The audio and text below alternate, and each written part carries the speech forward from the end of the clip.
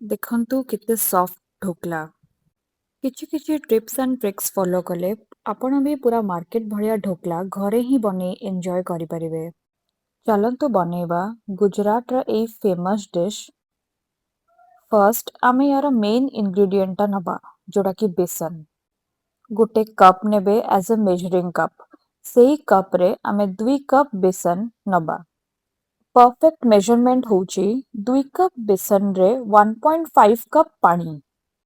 एठी 2 कप बेसन आ गोटे कप पानी मु नेची, आउ हाफ कप पानी रे मु पछरे चीनी लुण एटसेट्रा गोलेबी।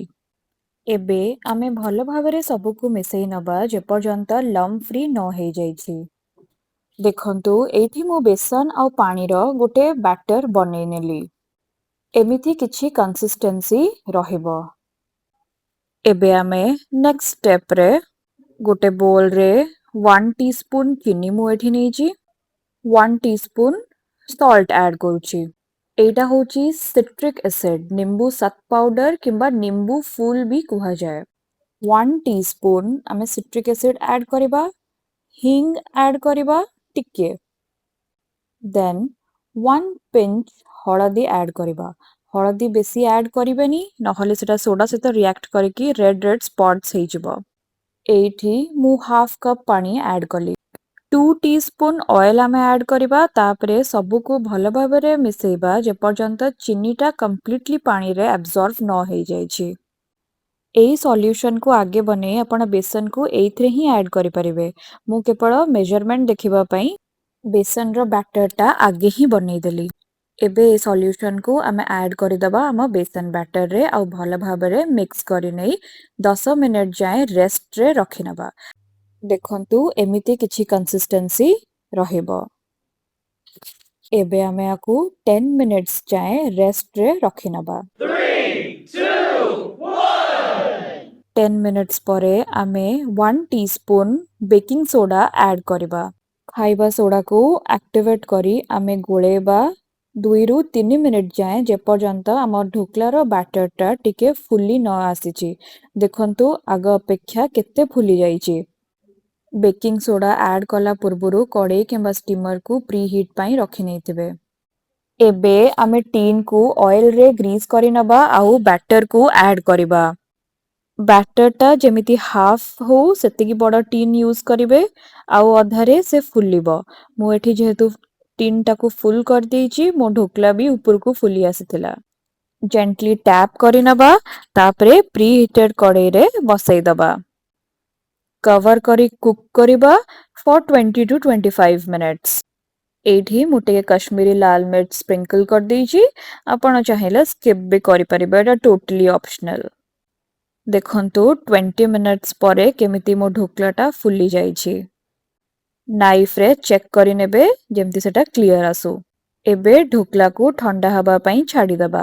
तड़का टाको एपटे प्रिपेयर करि नबा। तड़का पई एठी मु कोकोनट ग्रेट करि देली आउ धनिया पत्र को बहुत छोट छोट करी काटी नबा।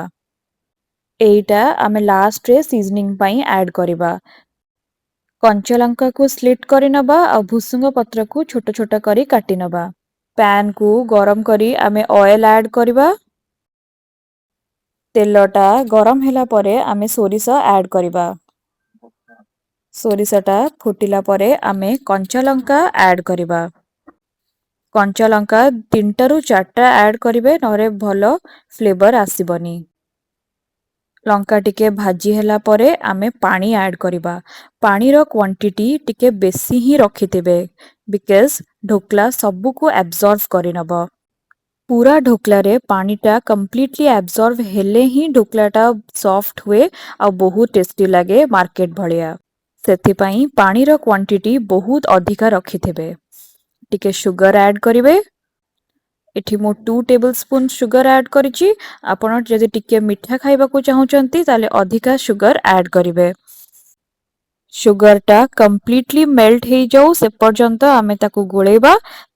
देन पानीटा फुटी जाऊ सेथिपाई आमे वेट करिबा। Half tea spoon salt add करि नेबे। ଏଇଠି ଦେଖନ୍ତୁ ପାଣିଟା ଫୁଟି ଆସିଲାଣି। ଏବେ ଆମେ ଗ୍ୟାସର ଫ୍ଲେମକୁ ଅଫ୍ କରିନେବା। ବାସ୍ ଢୋକଲାଟା ଥଣ୍ଡା ହେଇଗଲା। ଆମେ ୟାକୁ ଏବେ ଡିମୋଲ୍ଡ କରିନେବା। ଦେଖନ୍ତୁ କେତେ ସଫ୍ଟ ଆଉ ସ୍ପଞ୍ଜି ଢୋକଲା ଆମେ ରେଡି କରିକି ରଖିଛେ। ପିସେସରେ ଆମେ କାଟି ନେବା।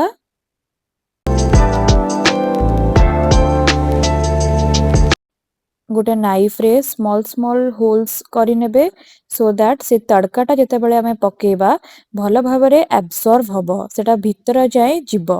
ଦେଖନ୍ତୁ କେତେ ସଫ୍ଟ ଆଉ ସ୍ପଞ୍ଜି ଢୋକଲା ହେଇଛି।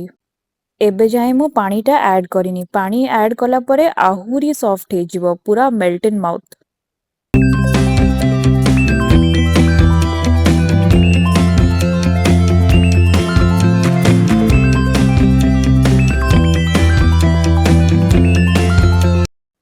ଏବେ ଆମେ ସେ ପାଣିଟାକୁ ଆଡ୍ କରିନେବା। ଦେଖନ୍ତୁ ମୁଁ କେତେ କ୍ୱାଣ୍ଟିଟିରେ ପାଣିଟା ଆଡ୍ କରିଛି। ପାଣିଟାକୁ ଅଧିକା କ୍ୱାଣ୍ଟିଟିରେ ହିଁ ଆଡ୍ କରିବେ। ଆଫ୍ଟର 15 ମିନିଟ୍ସ ଦେଖିବେ ପୁରା ପାଣି ଢୋକଲା ଆବଜର୍ଭ କରିସାରିଥିବ। ଗାର୍ନିସିଂ ପାଇଁ ଟିକେ ନଡ଼ିଆ ଆଉ ଧଣିଆ ପତ୍ର ବହୁତ ଛୋଟ ଛୋଟ କରି ଆଡ୍ କରିନେବା। ଟାମରିଣ୍ଡ ଚଟନି ସହିତ ସର୍ଭ କରିବା।